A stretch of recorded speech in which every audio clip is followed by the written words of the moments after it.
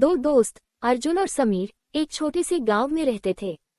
दोनों की दोस्ती बचपन से थी और वे हमेशा एक दूसरे का साथ देते थे। अर्जुन शांत स्वभाव का और गंभीर था, जबकि समीर मजाकिया और बेफिक्र। दोनों की दोस्ती इस बात का प्रमाण थी कि विपरीत स्वभाव वाले लोग भी एक दूसरे के सबसे अच्छे दोस्त हो सकते हैं।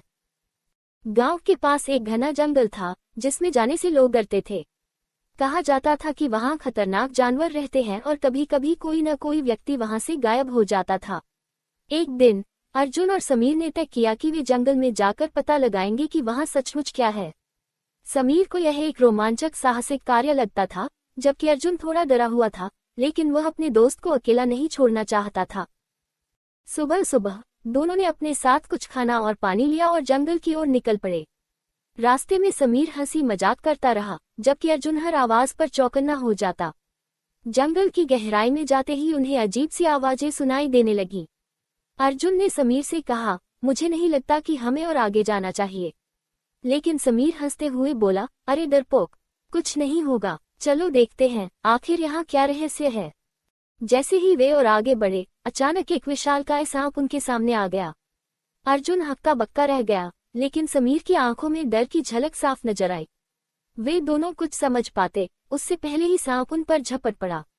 अर्जुन ने तुरंत अपनी सूझबूझ से पास पड़ी एक मोटी लकड़ी उठाए और सांप से मुकाबला करने की कोशिश की।